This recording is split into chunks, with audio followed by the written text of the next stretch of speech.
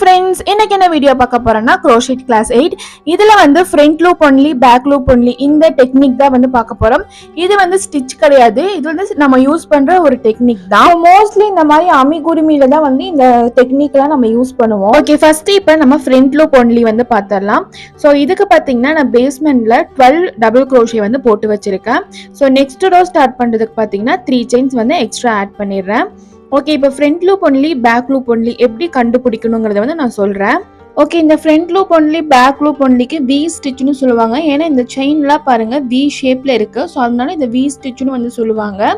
இப்போ front loop ஒன்லினா பார்த்தீங்கன்னா இந்த செயினுக்கு நம்மளை பார்த்த மாதிரி இருக்கிற இந்த லூப் வந்துட்டு ஃப்ரண்ட் லூப் ஒன்லி, நம்மளுக்கு ஆப்போசிட்டில் இருக்கிற லூப் பார்த்தீங்கன்னா பேக் லூப் ஒன்லி. ஓகே, இப்போ எப்போவுமே போடுற மாதிரி டபுள் க்ரோஷெட்க்கு யான் ஓவர் பண்ணிவிட்டு இந்த செயின்ல பாத்தீங்கன்னா இந்த ஃப்ரண்ட் லூப் ஒன்லி, இந்த ஃப்ரண்ட் லூப்ல மட்டும் இந்த மாதிரி நம்ம ஹூக்கை வந்து இன்சர்ட் பண்ணிட்டு டபுள் crochet வந்து போடணும்.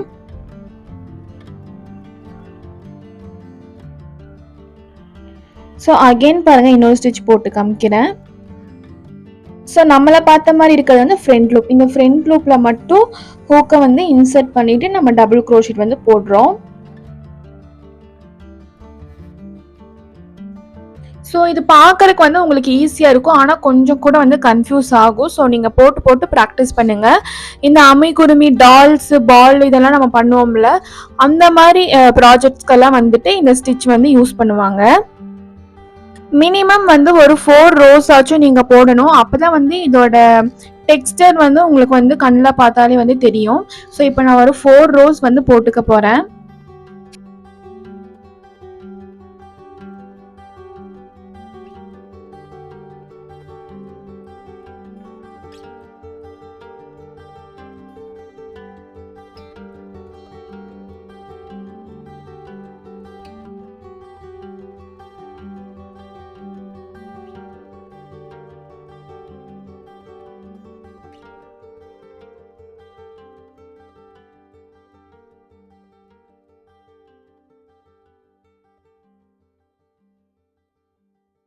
ஸோ இந்த ரோ பார்த்தீங்கன்னா நான் கம்ப்ளீட் பண்ணிட்டேன். நெக்ஸ்ட் ரோ ஸ்டார்ட் பண்ணுறதுக்கு அதே மாதிரி தான் 3 chains வந்து எக்ஸ்ட்ரா ஆட் பண்ணிவிட்டு நம்ம ரிவர்ஸ் பண்ணிக்கலாம்.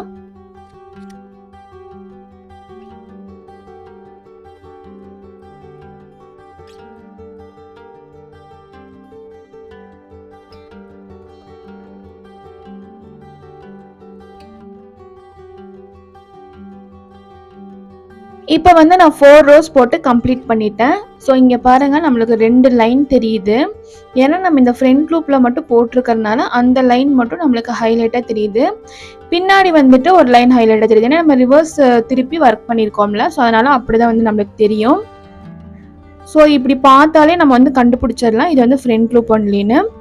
ஓகே, நெக்ஸ்ட் வந்து நம்ம பேக் லூப் ஒன்லி வந்து நான் ஒர்க் பண்ணி காமிக்கிறேன். இதுக்கும் பார்த்தீங்கன்னா பேஸ்மெண்ட்ல நான் 12 டபுள் crochet போட்டிருக்கேன். ஸோ இப்போ நெக்ஸ்ட் ரோ ஸ்டார்ட் பண்ணுறதுக்கு பார்த்தீங்கன்னா 3 chains ஆட் பண்ணிட்டு ஹூக்கில் வந்து யான் ஓவர் பண்ணிக்கலாம். நெக்ஸ்ட் பார்த்தீங்கன்னா இப்போ பேக் லூப் ஒன்லிக்கு வந்துட்டு நம்மளுக்கு ஆப்போசிட்ல இருக்கிற லூப்ல வந்து ஹூக்கை வந்து நம்ம இன்சர்ட் பண்ணணும். ஸோ இந்த மாதிரி தான். ஸோ அதுக்கப்புறம் நார்மலாக நம்ம டபுள் crochet போடணும்.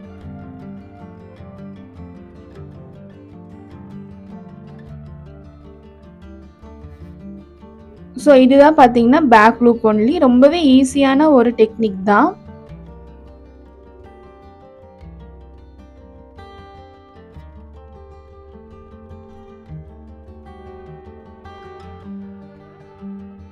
இதுக்கும் நீங்கள் மினிமம் வந்துட்டு ஒரு 4 rows ஆச்சும் போடணும். அப்போ தான் வந்துட்டு இதோட டெக்ஸ்டர் எப்படி இருக்குன்னு நம்மளால் வந்து கண்டுபிடிக்க முடியும்.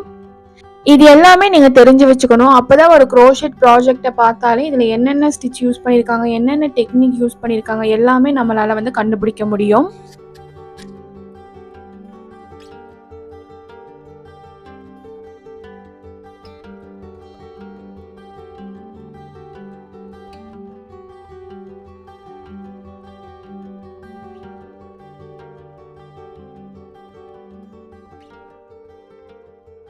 ஸோ இந்த ரோ கம்ப்ளீட் பண்ணிவிட்டு காமிக்கிறேன் பாருங்கள். இதுலேயே வந்து உங்களுக்கு டிஃப்ரென்ஸ் வந்து நல்லாவே தெரியும்.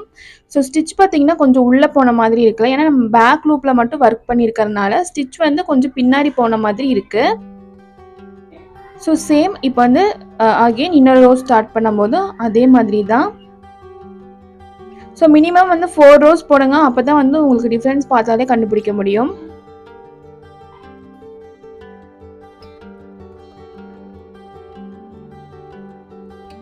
ஓகே, இப்போ நான் 4 ரோஸ் வந்து கம்ப்ளீட் பண்ணிட்டு காமிக்கிறேன்.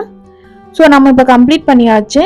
ஸோ இதில் பார்த்தாலே உங்களுக்கு டிஃப்ரென்ஸ் தெரியும். ஒரு ரோவே வந்து பின்னாடி போன மாதிரி இருக்கும். ஏன்னா நம்ம பேக் லூப் ஒன்லியில் ஒர்க் பண்ணனால. ஸோ ஃப்ரண்ட் லூப்புக்கும் பேக் லூப்புக்கும் உங்களுக்கு நல்லாவே வந்து டிஃப்ரென்ஸ் வந்து தெரியும். ஸோ இதை பார்த்தாலே வந்து நம்மளால கண்டுபிடிக்க முடியும். ஃப்ரண்ட் லூப்பில் பார்த்தீங்கன்னா ஒரு லைன் வந்து அப்படியே கிளியராக விசிபிளாக நம்மளுக்கு தெரியும். பேக் லூப் ஒன்லியில் வந்து ஒரு லைனே வந்து பின்னாடி போன மாதிரி தெரியும். ஓகே, நெக்ஸ்ட் வந்து க்ரோஷெட் சிம்பிள் சார்ட் பார்த்தலாம். So working in front loop only. இதுக்கு பார்த்தீங்கன்னா ஆஃப் ரவுண்ட், கீழே இருக்கிற ஆஃப் ரவுண்ட் வந்துட்டு ஃப்ரண்ட் லூப் ஒன்லியோட சிம்பிள். நெக்ஸ்ட் வந்து back loop only. Back loop ஒன்லியோட சிம்பிள் பார்த்தீங்கன்னா மேலே இருக்கிற ஆஃப் ரவுண்ட் வந்து பேக் லூப் ஒன்லியோட சிம்பிள்.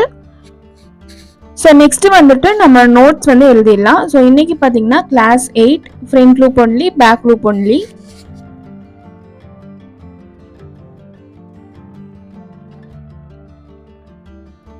ஸோ ஃபஸ்ட்டு பார்த்தீங்கன்னா ரொம்பவே இம்பார்ட்டண்ட்டான க்ரோஷெட் சிம்பிள் சார்ட் வந்து எழுதிக்கலாம்.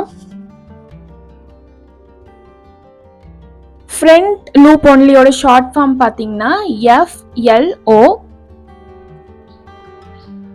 ஸோ இப்போ பேக் லூப் ஒன்லிக்கு எழுதிட்டு இருக்கேன்.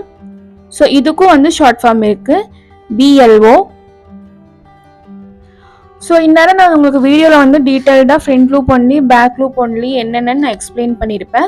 ஸோ அதில் வந்துட்டு உங்களுக்கு இம்பார்ட்டண்டான பாயிண்ட்ஸ் எதெல்லாம் தோணுதோ அதெல்லாம் வந்து நீங்கள் பாயிண்ட்ஸாக வந்து நோட் பண்ணிக்கோங்க. ஸோ தமிழ் ஆர் இங்கிலீஷ் உங்களுக்கு எந்த லாங்குவேஜில் வந்து புரியுதோ அந்த லாங்குவேஜில் வந்து நீங்கள் எழுதிக்கோங்க. நான் எழுதின மாதிரி தான் எழுதணும்னு இல்லை, உங்களுக்கு வந்து எது கன்வீனியண்ட்டாக இருக்கோ, எது ஈஸியாக இருக்கோ அந்த மாதிரி நீங்கள் வந்து நோட்ஸ் எடுத்துக்கலாம். நான் என்னென்ன பாயிண்ட் நோட் பண்ணியிருக்கேன்னா, இது நம்ம வி ஸ்டிச்சுன்னு சொல்லுவோன்னு சொல்லியிருக்கேன்ல, ஸோ அது ஒரு பாயிண்ட்டாக எழுதியிருக்கோம். அதுக்கப்புறம் ஃப்ரண்ட் லூப் ஒன்லின்னா நம்மளை ஃபேஸ் பண்ணி இருக்கிற லூப்பில் வந்து ஹூக்கை இன்சர்ட் பண்ணி ஒர்க் பண்ணணும், அதுதான் வந்து front loop only. And back loop ஒன்லிக்கு வந்துட்டு நம்மளுக்கு ஆப்போசிட் இருக்கிற லூப்பில் வந்துட்டு ஹூக்கை இன்சர்ட் பண்ணி ஒர்க் பண்ணுறது வந்து பேக் லூப் ஒன்லி. ஸோ இதுதான் வந்து நான் எழுதியிருக்கிற பாயிண்ட்ஸ். ஸோ உங்களுக்கு வந்து நிறைய இம்பார்ட்டண்ட்டாக தோணியிருக்கலாம், ஸோ அந்த பாயிண்ட்ஸ் கூட நீங்கள் வந்து ஆட் பண்ணிக்கலாம். ஸோ நெக்ஸ்ட்டு வந்து ரைட் சைடில் நம்மளோட ஒர்க்கை வந்து ஸ்டிக் பண்ணிக்கலாம். ஓகே, இது வரைக்கும் நம்ம வந்து க்ரோஷெட் கிளாஸில் single crochet, half double crochet, double crochet, triple crochet, double triple க்ரோஷேன்னு 5 பேசிக் ஸ்டிச்சஸ் வந்து பார்த்துருக்கோம். அண்ட் இந்த கிளாஸில் வந்து பேசிக் 2 டெக்னிக்ஸ் வந்து பார்த்துருக்கோம். நெக்ஸ்ட் கிளாஸில் வந்து ரொம்பவே காமனாக யூஸ் பண்ணக்கூடிய பேசிக் ஸ்டிச்சஸ் வந்து பார்த்துட்டு அதுக்கப்புறம் நம்ம க்ரோஷெட் சிம்பிள் வந்து இது வரைக்கும் நான் ஒவ்வொரு கிளாஸ்லேயும் உங்ககிட்ட இம்பார்ட்டன்ட்னு சொல்லியிருக்கேன்ல, அது வந்து நம்ம எப்படி பார்த்து ஒர்க் பண்ணணுங்கிற வீடியோ வந்து நம்ம கிளாஸ் 10ல் வந்து பார்ப்போம். ஸோ இது வரைக்கும் நீங்கள் கரெக்டாக வந்து எல்லா கிளாஸையும் கவனித்து நோட்ஸ் வந்து எடுத்து வச்சுருங்க. ஸோ அப்போ தான் வந்து உங்களுக்கு ஈஸியாக இருக்கும். ஸோ இந்த வீடியோ அவ்வளோதான் ஃப்ரெண்ட்ஸ். இந்த வீடியோ உங்களுக்கு பிடிச்சிருந்துச்சுன்னா கண்டிப்பாக லைக் பண்ணுங்க அண்ட் கமெண்ட் பண்ணுங்க. மறக்காமல் நம்ம சேனலுக்கு சப்ஸ்கிரைப் பண்ணிடுங்க. தேங்க்ஸ் ஃபார் வாட்சிங்.